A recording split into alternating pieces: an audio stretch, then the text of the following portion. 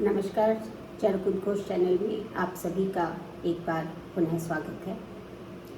आज हम मात्राशीतीय अध्याय को ही आगे बढ़ाते हुए इसके श्लोक नंबर 38 पर चलेंगे और यहाँ पर वो क्या बता रहे हैं कि जो अगर धूमपान को अतिपीत हो जाए अधिक मात्रा में, या अतिपीत का मतलब होता है यहाँ पर जो धूमपान की विषय में जो पहले बात करा रहे हैं वो ये क्या बात कर रहे हैं, यहाँ पर वो क्या बताना चाह रहे हैं। यहाँ पर वो कि जैसे इससे पहले बताया गया कि धूमपान के क्या विशिष्ट काल हैं जिनमें कि धूमपान का सेवन जो है वो करना चाहिए, ऐसा जो निर्दिष्ट है, जो निर्देश दिया गया है वो क्या दिया गया है पहले वो बताया है।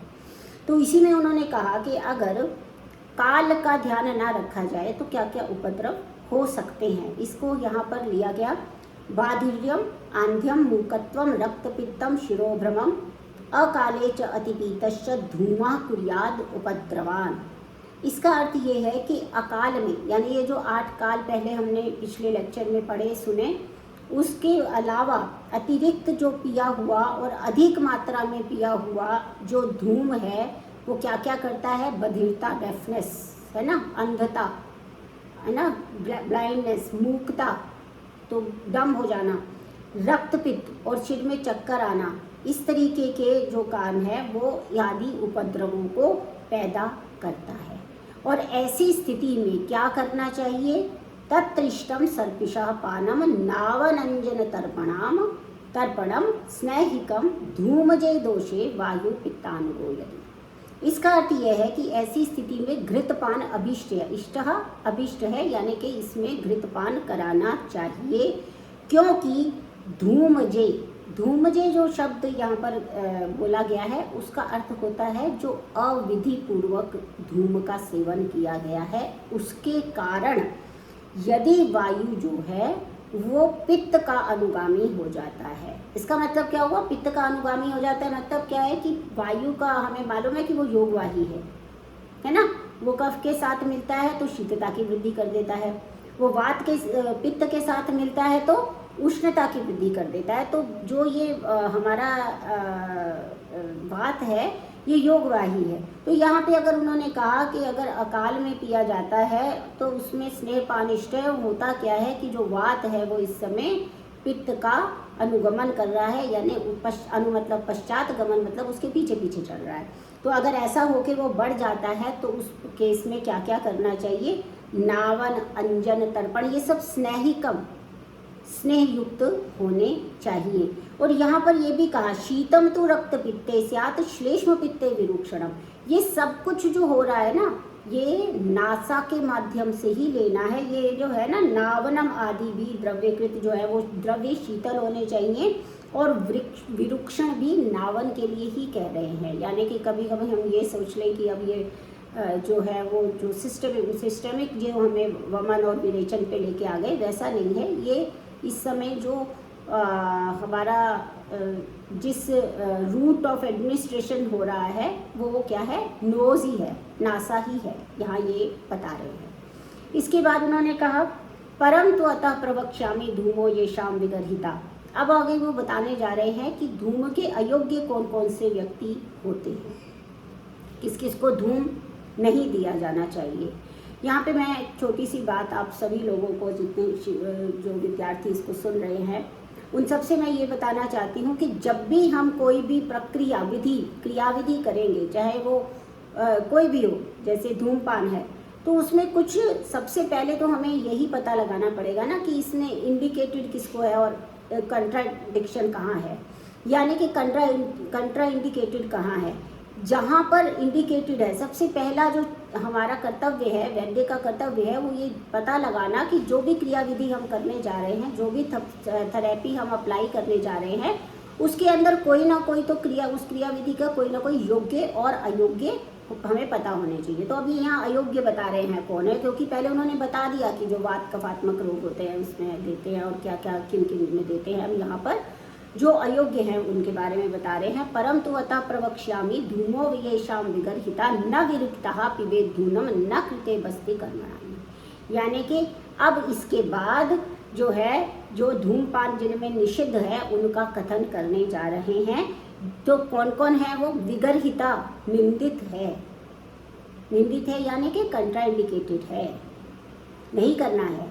तो कहाँ नहीं करना है? न विरिक्तः, विरिक्त का अर्थ होता है जिसका विरेचन करवा दिया गया हो उसको विरिक्त कहते हैं, ठीक है। विरिक्तः पिबेत धूमम न कृते बस्ति कर्माणि, जिसको विरेचन दे दिया गया है अभी उसको नहीं करवाना है, ना ही बस्ती कर्म के बाद करना है।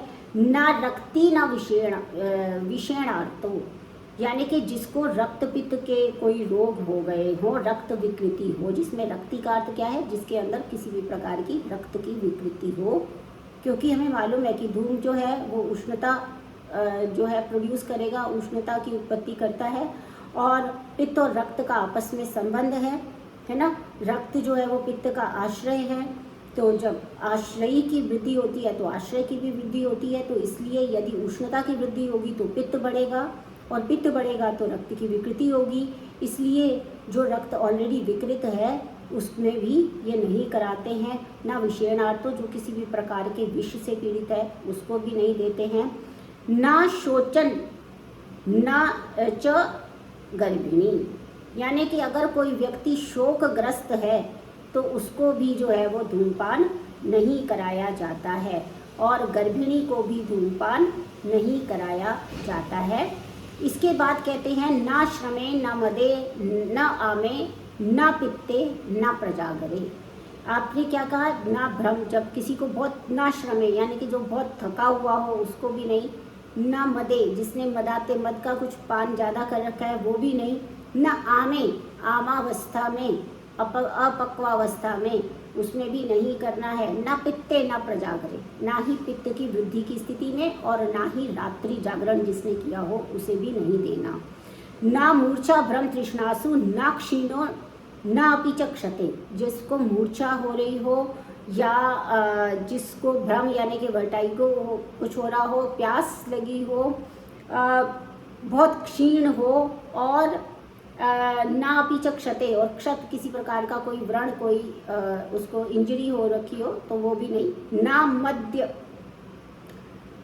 तो इसमें क्या है कि जिसने जो है वो मद्यपान किया हुआ हो, दुग्धे यानी दुग्धपान किया, दूध पिया हुआ हो अभी, पीत्वा च न स्नेहनम न च मक्षिकम, यानी कि शहद पीने के बाद, दुग्धपान करने के बाद, स्नेहपान करने के बाद ऐसा उसको धूमपान नहीं दिया जाना चाहिए। और धूमम न भुक्त्वा दग्ना, यानी कि धूमपान उसे भी नहीं देना चाहिए जो कि जिसने अभी अभी दही का पान, दही को ग्रहण किया हो, भुक्त किया हो, अपने भोजन किया हो दही का। और न रुक्षः क्रुद्धः, जो या बहुत रुक्ष हो, और ना ही जो व्यक्ति क्रोधित हो उसे भी नहीं देना है। न तालु शोषे तिमिरे, तालु का शोष यानी कि जो हमारा पैलेट है इसका अगर शोष हो जाता है तो उसका भी उस समय भी हमको ये नहीं देना है। तिमिरे, अंधकार आ रहा है आँखों के आगे तो भी नहीं। शिरस्य अभिहते न च, अगर सिर में कोई शंख या कोई चोट लगी है सिर में तब भी नहीं देना चाहिए। ना शंख के, शंख के एक शिरो रोग है, ना रोहिण्याम ये एक मुख रोग है, और न मेहे जो प्रमेह रोग है उसमें, न मदात्य जो कि मद से कारण वो विचलित है उसको भी नहीं, मद के कारण जो रोग होता है मदात्य में भी धूमपान नहीं करना है। एषु धूमम अकालेषु मोहात् पिबति यो नरः रोगास्तस्य प्रवर्धन्ते दारुणा धूम विभ्रमात्। ये कहते हैं कि ऐशु इन कालों में, धूम कालेश, धूमम काल अकालेषु, यानी अगर इस प्रकार से अकाल में जो जिनको नहीं करना चाहिए वो अकाल में या नहीं करना चाहिए वो, या अकाल में जो 8 काल बताए उसके अतिरिक्त अगर 8 कालों में किया जा, उसके अतिरिक्त किया जाता है तो क्या होता है कि उसके जो रोग हैं वो बहुत ही कठिन रूप स्वरूप ले लेते हैं, दारुण हो जाते हैं, यानी अत्यंत कष्टकर हो जाते हैं।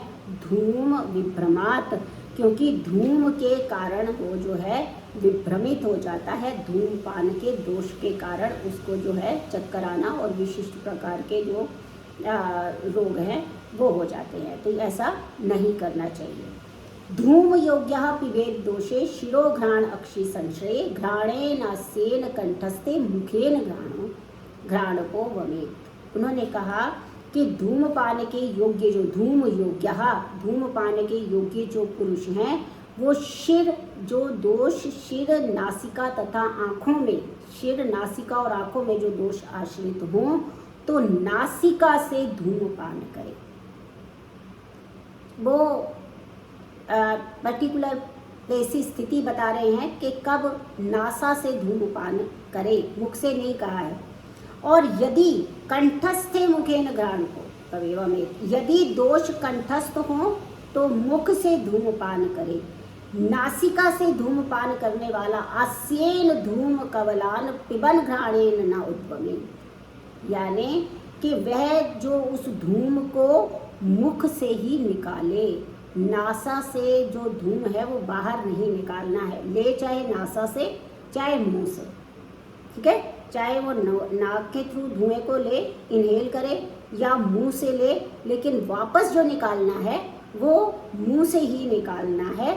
क्योंकि जो प्रतिलोम मार्ग में गया हुआ, जो अगर इसको यहाँ से निकालेंगे तो प्रतिलोम मार्ग में जो गया हुआ धूम है वो दृष्टि का नाश, धूमो हिंसाधि चक्षुषी, तो वो क्या है, किसका नाश कर सकता है, वो धूम का अक्षी का नाश कर सकता है, यानी कि वो आँखों को नुकसान पहुँचा सकता है। ठीक है, तो यहाँ पर इन्होंने ये बोला। इसके बाद इन्होंने क्या कहा, देखिए, ऋज्वंग चक्षुषश्च एतः सुपविष्टस्त्रिपर्ययम् पिबेत् छिद्रम पिधाई एकम नासया धूम आत्मवान। जहाँ पर बहुत महत्वपूर्ण बात होती है उसको वो दोबारा भी कह देते हैं। आत्मवान शब्द पुनः आया क्योंकि वो इसके ऊपर एम्फेसाइज करना चाहते हैं कि कोई भी व्यक्ति जो धूमपान कर रहा है उसको अपनी इंद्रियों पर पहले से विजय प्राप्त होगी, तभी उसको धूमपान करना चाहिए।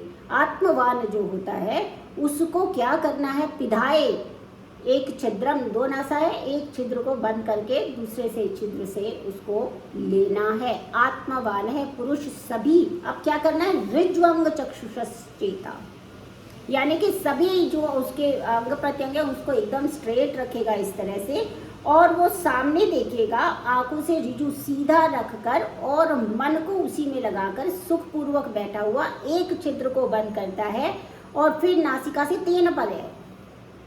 अब यहाँ पर वो एक प्रश्न हो सकता है कि पहले ही बता दिया उन्होंने, जब कहा था अपान स्त्री त्रय त्रय, पहले बता दिया, तो मैंने आपको बोला भी था कि इसको अंडरलाइन कर लो क्योंकि ये शब्द आपको MCQs में या कहीं भी पूछा जा सकता है, तो आपने कर ही लिया होगा, लेकिन वो दोबारा बता रहा है। अब दोबारा बताने के पीछे क्या कारण है, क्योंकि वो ये बताना चाह रहा है कि ये जो उसने क्रिया के समय जो जिस समय वो कह रहा है कि ऐसे स्ट्रेट रखो, अपने आप को स्ट्रेट रखो, आंखों को सीधा देखो, ये जो स्थिति है जिस सुखपूर्वक आसन में वो बैठा हुआ है, इससे हिलना नहीं है जब तक कि ये 3 बार जो है हम त्रय पर्याय तक नहीं कर लेते हैं। हमने बताया था वो लेना छोड़ना, उसको एक वो कहते हैं, वो 3 बार, एक बार में 3 बार लेके ऐसे 9 बार करते हैं।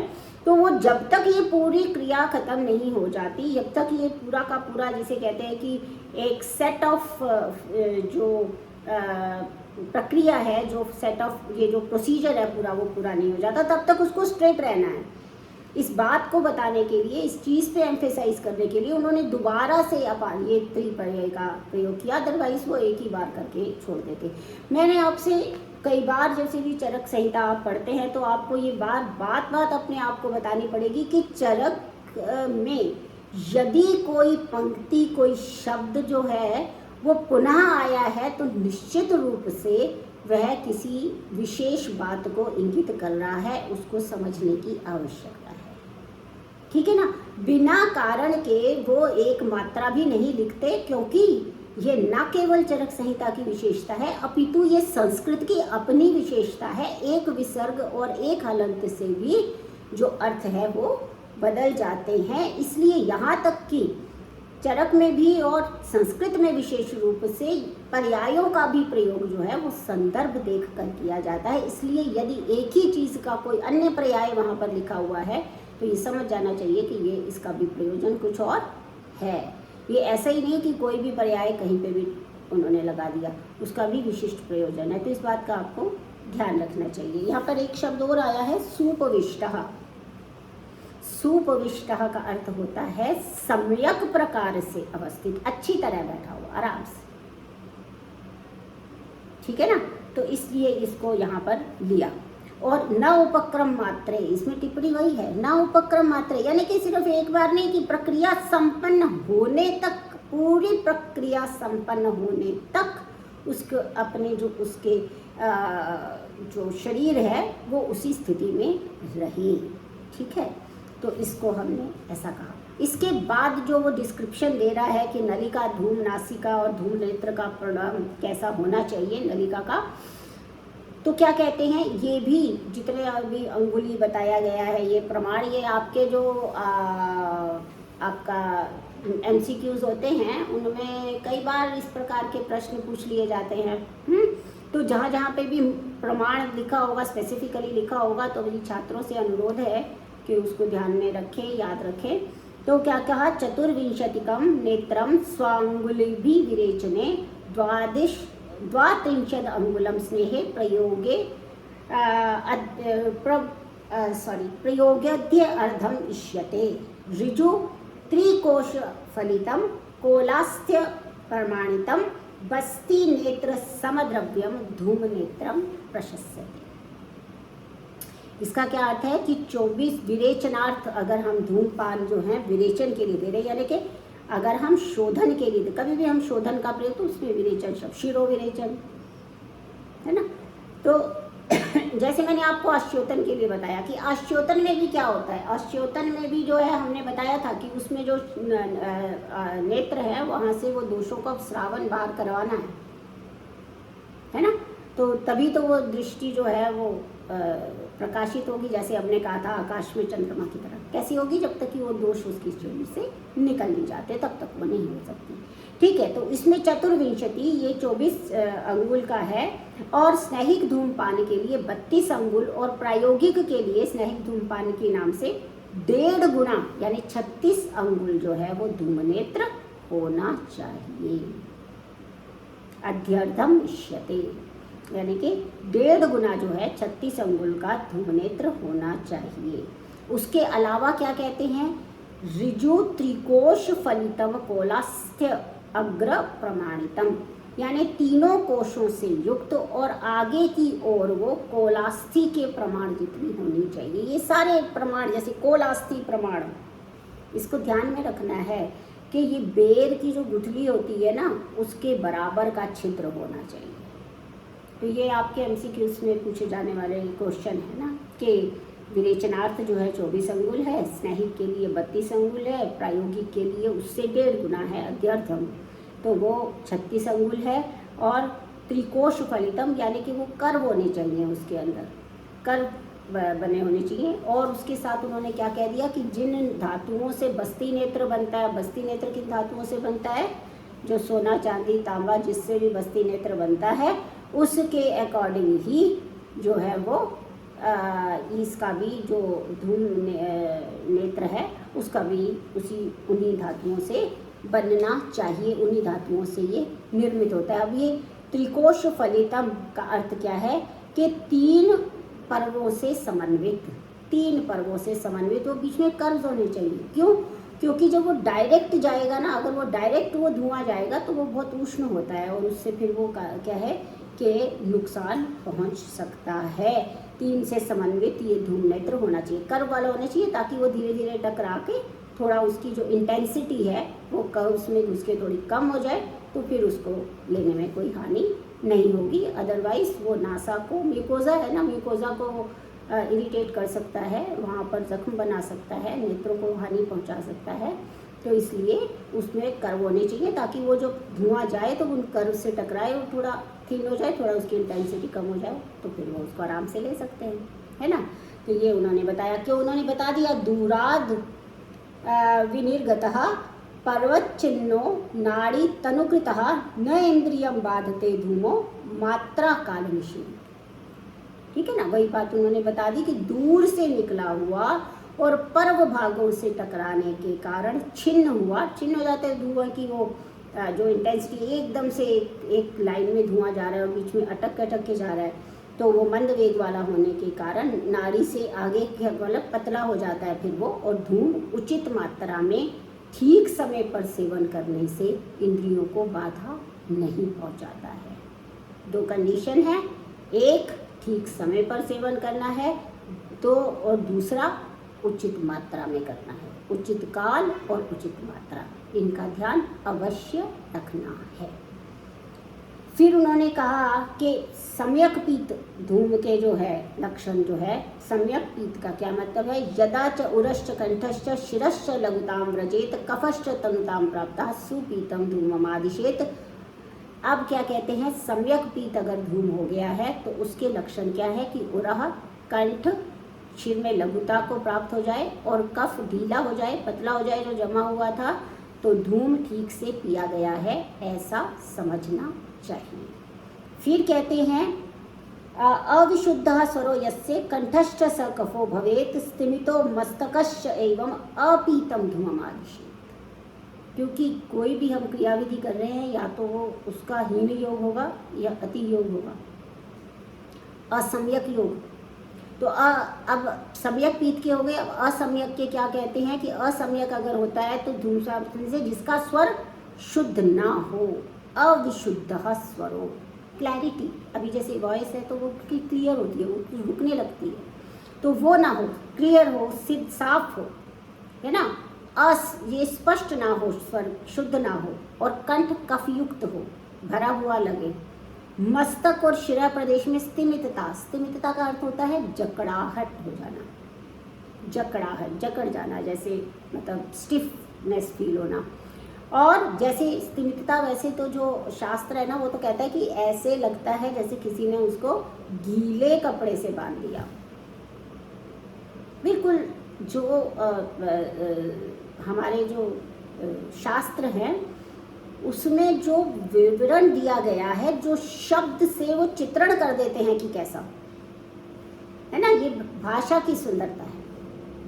तो भाषा की सुंदरता का सम्मान करना चाहिए, इसलिए मेरा बार बार अनुरोध सभी छात्रों से रहता है कि संस्कृत पर विशेष ध्यान दीजिए, संस्कृत को सीखिए। संस्कृत को सीखने से आपको आयुर्वेद जल्दी समझ में आएगा, अच्छा समझ में आएगा, और आप उसका जो है अपेक्षाकृत अच्छा प्रयोग कर पाएंगे। तो ये जो है स्तिमित, गीले कपड़े से ढके के समान प्रतीत होता है। इससे हमें पता चल जाना चाहिए कि धूमपान जो है वो अपीत है, अर्थात सम्यक प्रकार से संपन्न नहीं हुआ है। और इसके बाद यदि अति हो जाए तो, अति योग हो जाए तो क्या होगा, तालु मूर्धा च कंठश्च शुष्यते परितप्यते तुष्त्रिष्यते मुह्यते जंतु रक्तम च स्रवते अधिकम शिरश्च भ्रमते अत्यर्थम मूर्छा च से उपजायते इंद्रियाण्य उपतप्यन्ते धूमे अत्यर्थम निषेधते। अगर अति मात्रा में सेवन हो गया है तो तालु मूर्धा कंठ सूखने और तपने लगता है, गर्म हो जाता है, व्यक्ति को प्यास अधिक लगती है, वो मोहित हो जाता है, सिर में चक्कर आने लगते हैं और वह मूर्छित हो सकता है, हो जाता है, रक्तस्राव होने लगता है और सभी इंद्रियां व्याकुल हो जाती हैं। यहाँ पर इसको जो है, यहाँ तक जो है वो धूम्रपान के विषय में इन्होंने स्पष्ट किया। ये जो पहले मैंने बता दिया था कि पहले जो उन्होंने बताया कि ये जो वृद्धि के भी, वृद्धि मतलब धूम्रपान के अति योग के भी वो भी लक्षण हमें पहले जो बताए गए वो भी वैसे ही लग रहे थे कि बाधिर्यम, मूकत्वम, रक्तपित्तम, इसमें और उस डिस्क्रिप्शन में अंतर ये है कि वहाँ पर काल की बात चल रही थी। तो यदि अकाल में पिया जाता है तो फिर क्या क्या उसमें लक्षण हो सकते हैं, वहाँ उसकी बात हो रही थी। और यहाँ पर जो है अकाल में नहीं, काल में पिया गया, लेकिन मात्रा जो है वो सही है, ठीक है ना। तो एक तो विधि का है संकट और इसमें मात्रा का है, तो दोनों की प्रकार से अगर अति प्रयोग हो जाता है तो उसके अपने अपने क्या क्या हानियाँ होती हैं, उस बात का डिस्क्रिप्शन यहाँ पर चरक ने, आचार्य चरक जो है वो कर रहे हैं। और इसके बाद अब हम जो नेक्स्ट लेक्चर है उसमें नस्य के बारे में जो है आगे चर्चा करेंगे। यानी हम अगले जो हमारा लेक्चर होगा उसमें मात्राशीति अध्याय के 56वें श्लोक पर चर्चा करेंगे। ठीक है, तब तक के लिए आप पढ़ते रहिए। नमस्कार।